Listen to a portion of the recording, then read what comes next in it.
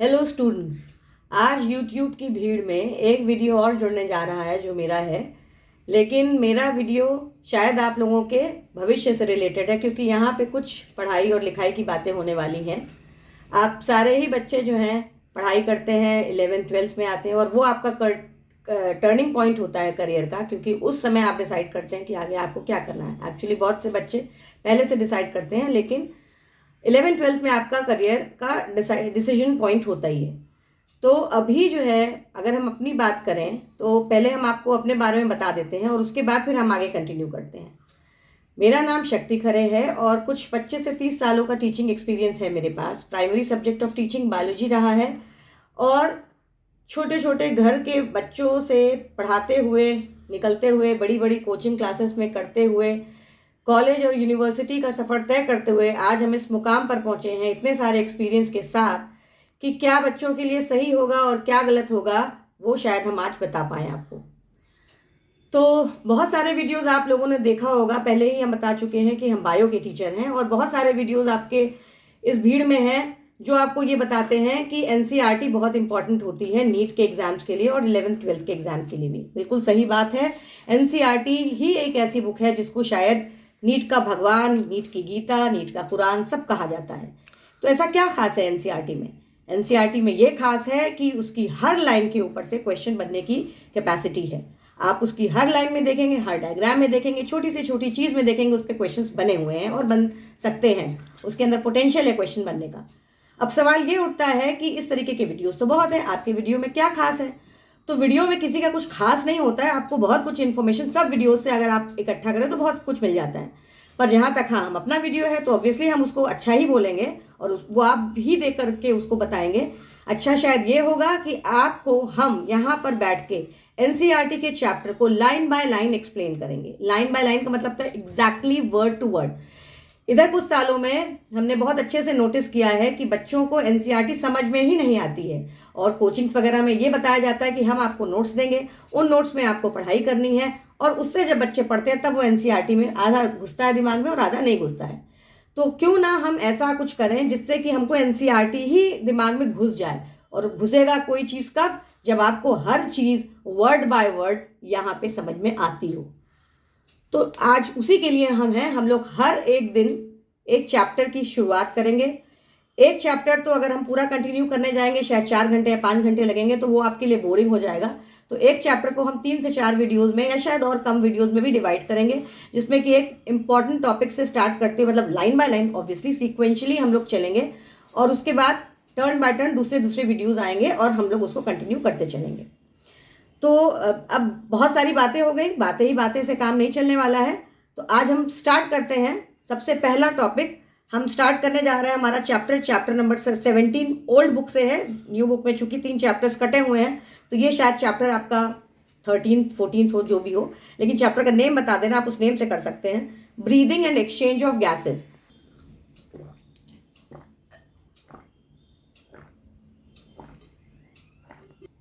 Breathing और exchange of gases chapter हमने इसलिए शुरू किया है क्योंकि ये chapter one of the hardest chapters है एनसीईआरटी क्लास 11th का, जो बच्चों को समझ नहीं आती है। तो एनसीईआरटी 2 जगह समझने की ज़रूरत है, एक आपको नीट के लिए और एक क्लास 11th और 12th दोनों के लिए। तो जब आपकी बेटर अंडरस्टैंडिंग होगी तो आप हर क्वेश्चन, चाहे वो डिस्क्रिप्टिव हो और चाहे वो ऑब्जेक्टिव हो, आप उसको कर पाएंगे। तो चैप्टर स्टार्ट करने से पहले आप सब लोगों से रिक्वेस्ट है कि आप लोग प्लीज़ क्लास 11th की एनसीईआरटी, चाहे ओल्ड वर्जन हो चाहे न्यू वर्जन हो, आप लोग ओपन करके बैठिए और मेरे साथ रीड करिए और समझिए। चलिए स्टार्ट करते हैं। As you have read earlier, oxygen is utilized by the organisms to indirectly break down simple molecules like glucose, amino acids, fatty acids, etc. to derive energy to perform various activities. तो इसमें कहा जा रहा है कि जैसे आप लोगों ने पहले पढ़ा था कि ऑक्सीजन यूटिलाइज होता है, मतलब उसको हम लोग यूज़ करते हैं। ऑक्सीजन हम लोग कहाँ से यूज़ करते हैं? जो एटमॉस्फेयर में ऑक्सीजन होती है उसको हम लोग यूज़ करते हैं। वो क्या करता है ऑक्सीजन? उसको इनडायरेक्टली वो ब्रेक करता है हमारे खाने को। हमारे खाने में क्या होता है? तमाम तरह के न्यूट्रिएंट्स मिलते हैं। जैसे कि खाने के अंदर हम रोटी खाते हैं, वो ग्लूकोज होती है या ग्लूकोज में कन्वर्ट हो जाता है। हम दालें खाते हैं तो उसके अंदर अमीनो एसिड्स होते हैं, मतलब उसमें टूट जाते हैं। हम घी डालते हैं या फैट खाते हैं तो उसके अंदर फैटी एसिड्स होते हैं। तो ये सारे ही खाने ऑक्सीजन उसको तोड़ता है और उससे एनर्जी मिलती है तमाम तरीके की एक्टिविटीज़ को परफॉर्म करने के लिए। दूसरा sentence, carbon dioxide which is harmful is also release during the above catabolic reactions. इस दौरान इस रिएक्शन में जो ऑक्सीजन यूज हुई उससे एक वेस्ट प्रोडक्ट के रूप में कार्बन डाइऑक्साइड एटमॉस्फेयर में रिलीज होता है जो हमारे लिए हार्मफुल होता है। It is therefore evident that oxygen has to be continuously provided to the cells and CO2 produced by the cells have to be released out. तो ये क्लियर है, एविडेंट का मतलब हुआ ये बिल्कुल क्लियर है, साफ है कि ऑक्सीजन को लगातार सेल्स को सप्लाई करने की ज़रूरत है। अगर हमको एनर्जी चाहिए तो लगातार ऑक्सीजन की ज़रूरत हमको पड़ती है, और जब ऑक्सीजन की ज़रूरत पड़ेगी तो खाना तोड़ता रहेगा वो, और CO2 लगातार हमारे सेल्स के अंदर बनता रहेगा। CO2 हम अपने अंदर इकट्ठा नहीं रहने दे सकते हैं, इसलिए उसको बाहर भगाने की भी ज़रूरत पड़ती रहेगी। तो अब सीधी सी बात यह है कि ऑक्सीजन हम ले रहे हैं, CO2 हम दे रहे हैं। तो ये जो प्रोसेस है जिससे कि एक्सचेंज होगी ऑक्सीजन और कार्बन डाइऑक्साइड का, ऑक्सीजन लेना और कार्बन डाइऑक्साइड का देना, ये जो होता है यही प्रोसेस कहलाता है रेस्पायरेशन। मतलब this process of exchange of oxygen from the atmosphere with CO2 produced by the cells is called breathing. Oxygen लेना, CO2 देना, ये पार्ट ऑफ रेस्पायरेशन है जिसको ब्रीदिंग कहते हैं, और पूरा का पूरा प्रोसेस ब्रीदिंग कहलाता है, रेस्पायरेशन कहलाता है। Place your hands on your chest. अपने चेस्ट पे आप लोग हाथ रखिए तो आपका चेस्ट जो है क्या होगा, up and down, up and down आपको फील होता हुआ दिखेगा। क्यों? क्योंकि आप जिंदा इंसान हैं, आप ब्रीथ कर रहे हैं। तो जब आप ब्रीथ करते हैं तो आपका दिल धड़कता है, तो वो चीज़ आपको फील होता है। कैसे ब्रीथ करते हैं हम? Respiratory organs and the mechanism of breathing are described in the following section. अब आगे हम लोग पढ़ेंगे कि एग्जैक्टली ब्रीदिंग कैसे होती है। तो सबसे पहले नेक्स्ट टॉपिक जो एनसीईआरटी का एक्चुअली जो फर्स्ट टॉपिक है वो है respiratory organs. Mechanism of breathing vary among different groups of animals depending mainly on their habitats and levels of organization. मतलब ब्रीदिंग का जो तरीका है, मैकेनिज्म का मतलब तरीका होता है, वो अलग अलग एनिमल्स में अलग अलग तरीके से होता है, और वो डिपेंड करता है, निर्भर करता है कि वो क्या हैबिटेट यानी किस जगह पे रहते हैं और किस ऑर्गेनाइजेशन लेवल को बिलोंग करते हैं। ऑर्गेनाइजेशन लेवल का मतलब हुआ यह यूनिसेल्युलर है, मल्टी सेल्युलर है, प्रोकैरियोट है, यूकैरियोट है, निडेरिया है, पॉरीफेरा है, ह्यूमंस हैं। इन सब चीज़ों के ऊपर आपका निर्भर करेगा कि किस तरीके से रेस्पिरेशन होगा। Lower invertebrates like sponges, coelenterates, flatworms etcetera exchange oxygen with CO2 bye simple diffusion over their entire body surface. जितने भी लोअर इन्वर्टिब्रेट्स कौन होते हैं? जिनके पास स्पाइनल कॉर्ड, रीढ़ की हड्डी नहीं होती है। तो जो जितने भी लोअर इन्वर्टिब्रेट्स होते हैं, जैसे कि स्पॉन्ज है, सीलेंट्रेट्स जिसको निडेरिया भी कहते हैं, फ्लैट वर्म्स हैं, ये सारे ऑक्सीजन और कार्बन डाइऑक्साइड को सिंपल डिफ्यूजन से आदान प्रदान करते हैं। मतलब ऑक्सीजन का कंसंट्रेशन बाहर ज़्यादा है तो वो लेते हैं। डिफ्यूजन में क्या होता है? एक ऐसा process, a process by which molecule moves from its high concentration towards it's low concentration. High concentration से कोई चीज़ लो कंसंट्रेशन की तरफ जाती है तो उसको डिफ्यूजन कहते हैं। तो डिफ्यूजन से चीज़ें ली जाती हैं लोअर इन्वर्टिब्रेट्स में, और फिर उसी तरीके से उनके पूरे बॉडी सरफेस में अंदर पूरा फैल जाता है। Earthworms use their moist cuticle and insects have a network of tubes, trachea tubes to transport atmospheric air within the body. Earthworms जो होते हैं यानी केचुए, वो अपनी मॉइस्ट क्यूटिकल, बाहर जो उनकी जो लेयर होती है उसको क्यूटिकल कहते हैं। मॉइस्ट क्यों? क्योंकि वो मिट्टी में रहते हैं, नमी युक्त होती है वो जो है। और इंसेक्ट्स, उनके अंदर क्या होता है? ट्यूब्स होता है। तो अर्थवर्म्स के अंदर स्किन, बाहर स्किन, और इसी तरीके से इंसेक्ट्स के अंदर नेटवर्क होता है ट्यूब्स का। इससे क्या होती है कि बाहर की जो एटमॉस्फेरिक एयर है वो अंदर आ जाती है। मतलब उसके स्किन से आती है और उसके ट्यूब से आती है। किसके ट्यूब से आती है? आप लोगों को समझ में बताया था, इंसेक्ट के ट्यूब से आती है। तो ऑक्सीजन अंदर आती है, कार्बन डाइऑक्साइड बाहर जाती है। इसी तरीके special vascularized structures called gills are used by most of the aquatic arthropods and molluscs whereas vascularized bags called lungs, pulmonary respiration are used by the terrestrial forms for the exchange of gases. इसी प्रकार से जो खास vascularised structures होते हैं, vascular का मतलब होता है जिसके अंदर बहुत सारे ब्लड वेसल्स होते हैं, तो वैस्कुलराइज्ड स्ट्रक्चर्स जो होते हैं यानी गिल्स जिसको कहते हैं ब्रेंकियल रिस्पायरेशन, वो गिल्स जो होता है जानते होंगे आप लोग, जितने भी फिश हैं, जितने भी एक्वेटिक एनिमल्स हैं, वो गिल्स का प्रयोग करते हैं अपने रिस्पायरेशन के लिए। और एक्वेटिक आर्थ्रोपोड्स के अंदर भी कहीं कहीं गिल्स मिलती है, मोलस्क में भी गिल्स मिलती है, क्योंकि सारे पानी में रहने वाले जीव हैं। जबकि वैस्कुलराइज्ड बैग्स, ये जितने भी लैंड एनिमल्स हैं, टेरेस्ट्रियल एनिमल्स हैं, हम सब के अंदर लंग्स होती हैं और इसमें जो है एक्सचेंज ऑफ गैसेस इस तरीके से चलती है। Among vertebrates, fishes use gills, whereas amphibians, reptiles, birds and mammals respire through lung. Vertebrates में fishes का इस्तेमाल गिल्स से होता है, फिशेस गिल्स का इस्तेमाल करती हैं रेस्पायरेशन के लिए, जबकि एम्फीबियंस, रेप्टाइल्स, बर्ड्स और मैमल्स जो होते हैं वो अपने लंग्स से रेस्पायर करते हैं।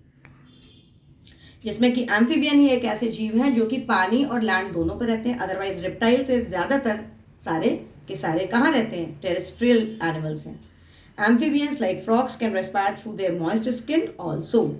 फ्रॉग्स जो है वो अपनी नमी वाली त्वचा से भी रेस्पायर कर सकते हैं, तो उसको कहते हैं क्यूटेनियस रेस्पायरेशन। तो दो तरीके का रेस्पायरेशन हमने पढ़ा, फिर से आप लोग रिवाइज कर लीजिए। एक तो पढ़ा ब्रेंकियल रेस्पायरेशन जो थ्रू गिल्स होता है, जितने भी एक्वेटिक एनिमल्स होते हैं, फिशेस वगैरह, उसके अंदर गिल्स के थ्रू होता है। दूसरा हमने बताया था, अभी बताया, वो है क्यूटेनियस रेस्पायरेशन जो कि स्किन के थ्रू होता है। तो दो तरीके के रेस्पायरेशन है और बाकी तो लंग्स के थ्रू होता ही है। अभी हम लोग नेक्स्ट टॉपिक पढ़ रहे हैं, human respiratory system. We have a pair of external nostrils opening out above the upper lips.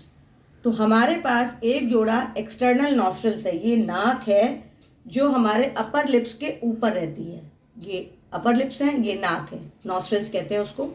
ये ओपनिंग्स हैं, ये क्या होती है, it leads to a nasal chamber through the nasal passage. अब ये ओपनिंग जो है, इसके अंदर आप हाथ डालेंगे, मतलब उंगली डालेंगे, तो आपको अंदर का क्या मिलेगा, नेजल चेम्बर मिलेगा और पूरा का पूरा अंदर मिलेगा नेजल पैसेज। ये नेजल चेम्बर कहाँ खुलता है, यहाँ अंदर जाके कहीं यहाँ पे अंदर की तरफ होता है फैरिंग्स, फैरिंग्स पे खुलता है। अ portion of which is common passage for food and air. ये जो फैरिंग्स वाला पोर्शन होता है, इसके अंदर से खाना भी जाता है और हवा भी जाती है। फैरिंग्स जो होता है वो लैरिंग्स से खुलता है जाकर के ट्रेकिया में। ये सारा डिटेल अभी हम डायग्राम से बताएंगे, अभी आप समझ लीजिए। फैरिंग्स जो है आगे खुलता है लैरिंग्स से ट्रेकिया में। लैरिंग्स जो होता है, it is a cartilaginous box which helps in sound production and hence called sound box. लैरिंग्स एक कार्टिलेजिनस बॉक्स है, मतलब कार्टिलेज युक्त बॉक्स है, हड्डी नहीं, कार्टिलेज, जो कि साउंड प्रोडक्शन में हेल्प करता है, मतलब साउंड जनरेट होती है, और इसीलिए इसको साउंड बॉक्स भी कहते हैं। ड्यूरिंग swallowing, जब हम लोग निगलते हैं खाना, glottis can be covered by a thin elastic cartilaginous flap called epiglottis to prevent the entry of food into the larynx. अभी बताया कि फैरिंग्स के अंदर दोनों चीज़ें जाती हैं। कभी कभी ऐसा हो भी जाता है कि हम लोग खाना खाते हैं और हमको खांसी आने लगती है, क्योंकि खाना खाते वक्त हमारा दिमाग कहीं और रहता है, या हम कुछ बोलने लगते हैं तो हमारा खाना फंस जाता है, तो हम लोग कहते हैं अरे भाई खाने के समय मत बोलो, सांस की नली में खाना चला जाएगा। तो वो रीज़न क्या होता है, अब हर समय कैसे बचता है, तो उसके ऊपर एक फ्लैप होता है, समझिए ऐसा है, तो ये फ्लैप आधे हिस्से को कवर कर रहा है। तो जब हम खाना खाते हैं तो उस वक्त ये फ्लैप इस तरीके से ऐसे कवर रहता है, तो उतनी देर जो है हमारा कोई व्यवधान उस पर नहीं पहुंचता है। फिर वो फ्लैप खुलता है तो हवा उसमें से जाती है, तो यही फ्लैप कहलाता है एपिग्लॉटिस। तो इसमें क्या बताया जा रहा है कि स्वॉलोइंग के दौरान ग्लॉटिस जो होता है वो एक पतला सा इलास्टिक का मतलब हुआ जिसके अंदर वो क्षमता हो कि सिकुड़ भी जाए, फैल भी जाए, कार्टिलेजिनस फ्लैप से घिरा रहता है, जिसको कहते हैं एपिग्लॉटिस। और ये क्या करता है, उस वक्त जो है सांस लेते वक्त फूड को अंदर नहीं आने देता है जिस वक्त हम ले रहे हैं। तो मतलब दोनों कॉन्ट्रडिक्शन चलते हैं, कॉन्ट्रडिक्शन तो नहीं कहेंगे, मतलब खाना खाते वक्त नॉर्मली हम सांस भी ले सकते हैं और सांस लेते वक्त हम खाना भी खा सकते हैं, पर दोनों में कोई डिस्टर्बेंस नहीं होता है। Trachea is a straight tube extending up to the mid thoracic cavity which divides at the level of fifth thoracic vertebra into a right and left primary bronchi। तो अब आगे पढ़ रहे हैं हम लोग। ट्रेकिया जो है स्ट्रेट ट्यूब है, यहाँ पर जाकर के ट्रेकिया होता है, एकदम स्ट्रेट ट्यूब है, जाके यह मिड थोरेसिक कैविटी यानी चेस्ट में आगे खुलता है और आगे चल के वो दो ब्रोंकाई में डिवाइड हो, ये ट्रेकिया है और ये ब्रोंकाई है। Each bronchi undergoes repeated division to form secondary and tertiary bronchi and bronchioles ending up in a very thin terminal bronchioles। हर एक ब्रोंकाई जो है इतने डिविजन्स होते हैं, तो पहले डिवाइड होता है प्राइमरी ब्रोंकस होता है, उसके बाद फिर वो सेकेंडरी और टर्शरी ब्रोंकाई में डिवाइड हो जाता है। ब्रोंकाई फिर और डिवाइड करते हैं, फिर वो कहलाता है ब्रोंकियोल्स, और वो एकदम छोटे छोटे छोटे छोटे थिन रहते हैं और टर्मिनल का मतलब वो एंड फॉर्म करते हैं। तो ट्रेकिया इस तरीके से primary, secondary and tertiary bronchioles में ब्रोंकाई में डिवाइडेड रहती है। तो यहाँ लिखा हुआ है कि trachea, primary, secondary and tertiary bronchi and initial bronchioles are supported by incomplete cartilaginous ring. तो कहाँ से कार्टिलेजिनस रिंग स्टार्ट हुई, ये क्वेश्चन बनता है नीट में। Trachea, primary, secondary, tertiary bronchi और इनिशियल ब्रोंक्यूल्स जो हैं कार्टिलेजिनस रिंग से घिरे रहते हैं। और इनकम्प्लीट क्यों है, क्योंकि वो पूरी तरीके से कवर्ड नहीं होते हैं। और इनकम्प्लीट इसलिए भी है क्योंकि उसके अंदर फ्लेक्सिबिलिटी होनी चाहिए, अगर कंप्लीट होंगे तो वो फ्लेक्सिबिलिटी नहीं मिलेगी। Each terminal bronchiole gives rise to a number of very thin irregular walled and vascularised bag like structure called alveoli. हर एक टर्मिनल ब्रोंक्यूल जो है जाकर के खुलता है पतले पतले इरेगुलर वॉल्ड, और वैस्कुलराइज्ड का मतलब हुआ कि जिसके अंदर बहुत सारे ब्लड वेसल्स हैं, जिसको कहते हैं एल्व्यूलाई। ब्रांचिंग जो होती है ब्रोंकाई, ब्रोंकियोल, एल्व्यूलाई की, वो सब मिला के लंग्स कहलाती है। इसमें यही लिखा है कि branching network of bronchi, bronchioles and alveoli comprise the lungs. We have 2 lungs which are covered by a double layered pleura। हमारे पास 2 lungs होती हैं जो कि प्लूरा से घिरी होती हैं, with pleural fluid between them, जिनके बीच में प्लूरल फ्लूइड होता है। इसका काम क्या होता है कि ये फ्रिक्शन को रिड्यूस करता है लंग की सरफेस पे। फ्रिक्शन का मतलब हुआ जो एक दो सरफेस के टकराने की वजह से जो दिक्कतें पैदा होती हैं उसको फ्रिक्शन कहते हैं। ये एक तरीके से जो फ्लूइड होता है लुब्रिकेंट का भी काम करता है और फ्रिक्शन को भी दूर रखता है। आउटर प्लूरल मेम्ब्रेन जो है वो क्लोज कांटेक्ट में होती है थोरैसिक लाइनिंग के, जबकि इनर प्लूरल मेम्ब्रेन जो होती है वो कांटेक्ट होती है लंग सरफेस की। यही लिखा हुआ है आपके एनसीईआरटी में, whereas the inner pleural membrane is in contact with the lung surface. The part starting with the external nostrils up to the terminal bronchioles constitute the conducting part, whereas the alveoli and the ducts form the respiratory or exchange part of the respiratory system. Most important question है NEET का कि कौन सा हिस्सा conducting part बनाता है, कौन सा हिस्सा रेस्पिरेटरी पार्ट बनाता है। तो रेस्पिरेटरी कंडक्टिंग पार्ट कौन सा हिस्सा बनाएगा, नॉस्ट्रिल से टर्मिनल ब्रोंकियोल से होते हुए एल्वियोलाई तक, वो part starting with the external nostril से लेके टर्मिनल ब्रोंकियोल्स तक, यहाँ से लेके ट्रेकिया, एल्वियोला, फिर से चलिए ये लाइन फिर से समझिए, इसमें कंफ्यूजन हो जाता है।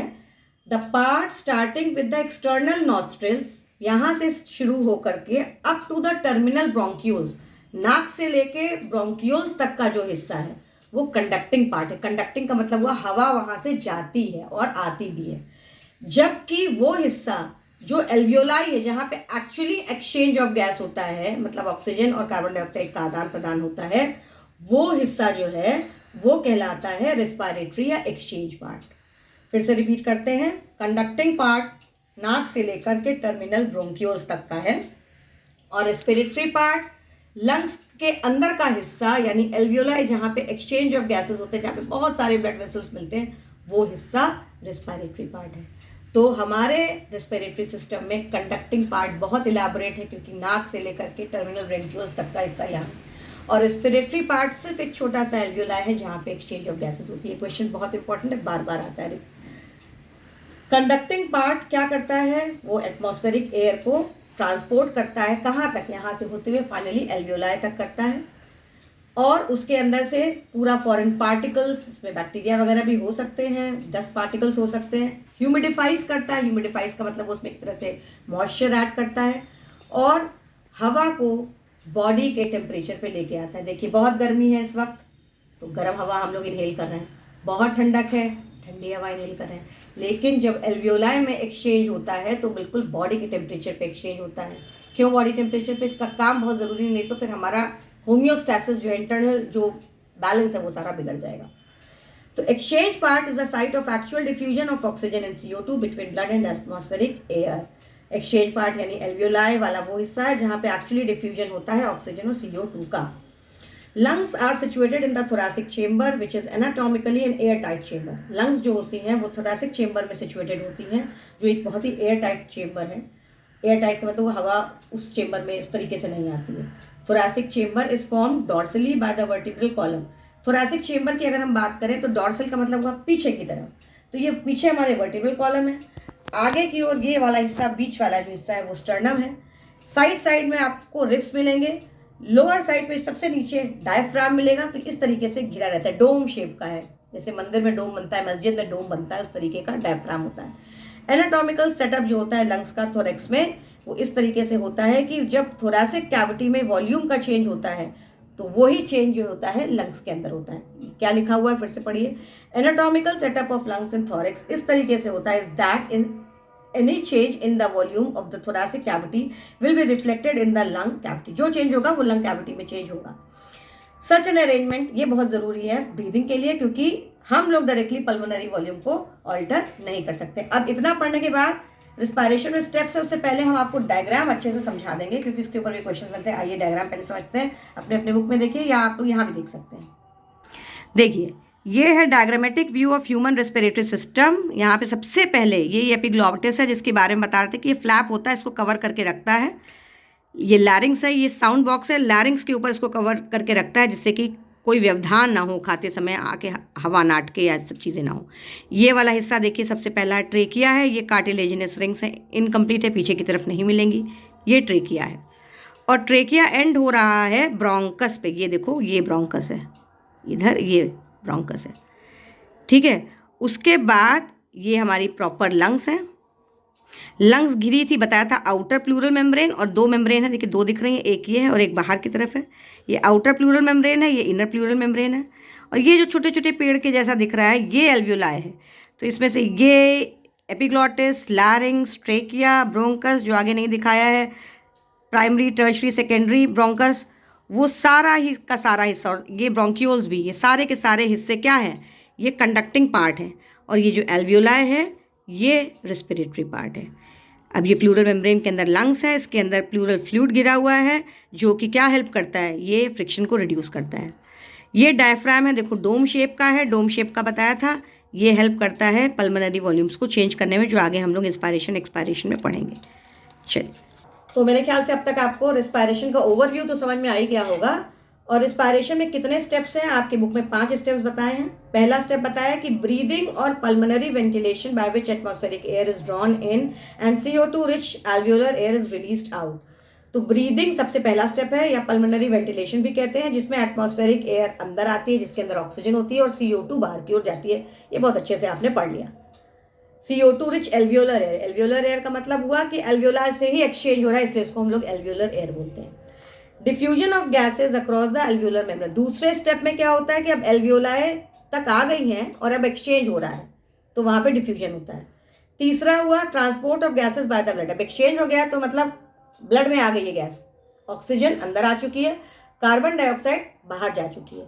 तो कार्बन डाइऑक्साइड अब लंग्स तक जाएगी, तभी तो लंग्स उसको बाहर भेजेगा, तो लंग्स तक कैसे जाएगी, ब्लड से जाएगी। या ऑक्सीजन अगर अंदर आ गई एल्वियोलाई से ब्लड के अंदर, तो ब्लड उसको कहाँ भेजेगा, सारे टिश्यूज में भेजेगा। तो ये जो होगा तीसरे स्टेप में होगा कि गैसेस का ट्रांसपोर्ट ब्लड के थ्रू होगा। चौथे में क्या होगा, ऑक्सीजन और CO2 between blood and tissues. अब ऑक्सीजन क्या होगा, अभी तो घूम रही है, अब इस स्टेप में ब्लड से टिश्यूज में जाएगी ऑक्सीजन, और टिश्यूज से वापस कार्बन डाइऑक्साइड ब्लड में आएगी। फिर वो ब्लड, फिर पांचवें स्टेप में क्या होगा कि जो ऑक्सीजन अब गई है सेल्स के अंदर, वो उसको सेल्स यूटिलाइज करेंगे, कैटाबॉलिक रिएक्शंस करेंगे। कैटाबॉलिक का मतलब हुआ एक ऐसा रिएक्शन जिसमें कॉम्प्लेक्स सब्सटेंसेस, जटिल पदार्थ सिंपल सब्सटेंसेस में, सरल पदार्थ में टूटते हैं। और रिजल्टेंट रिलीज ऑफ CO2, और इस प्रोसेस में हमेशा CO2 निकलती है, क्योंकि अगर बचपन से आप लोग पढ़ते चले आ रहे हो कि रेस्पिरेशन की डेफिनेशन है ग्लूकोज प्लस ऑक्सीजन मिला के क्या बनता है, CO2 और H2O। और CO2 और H2O कंबस्टन के भी प्रोडक्ट्स है, कोई चीज़ जलाते हैं तो भी वही बनता है। तो एक तरीके से खाना हमारा जलता है तब जाके CO2 और H2O बनता है। H2O हम यूज़ कर लेते हैं, CO2 हमको रिलीज करना होता है। तो फाइनल स्टेप में ऑक्सीजन यूज़ होती है, CO2 as a waste product release होती है, क्योंकि तमाम कैटाबॉलिक रिएक्शंस होते हैं, सब में CO2 बनती है, CO2 आती है और फिर ऑक्सीजन फिर जो है इस तरीके से ये प्रोसेस रिपीट होता चला जाता है। नेक्स्ट टॉपिक है मैकेनिज्म ऑफ ब्रीदिंग। ये हम लोग नेक्स्ट टर्न पे ज़रूर करेंगे। तो आज का तो टॉपिक इतना था, क्योंकि इतना पढ़ लीजिए, आप अच्छे से पढ़िए, लाइन बाय लाइन पढ़िए, जो हमने पढ़ाया समझिए। और उसके बाद अगर आपको कोई कन्फ्यूजन है, हम बिल्कुल आपसे नहीं करें कि आप हमें कमेंट करके बताइए कि आप बहुत अच्छा पढ़ा रही हैं, आप बहुत ख़राब पढ़ा रही हैं। हमें आपसे बिल्कुल ऐसा नहीं जानना है। कमेंट आप लोग बिल्कुल करिए, लेकिन उस कमेंट में अगर आपको कोई प्रॉब्लम है कि ये लाइन नहीं समझ में आई, या हमको ये समझना है, या आपको हमारे कंटेंट से रिलेटेड कोई प्रॉब्लम हो रही है कि ये चीज़ नहीं समझाई, फिर से समझाइए, हम उसको 100 बार रिपीट करेंगे।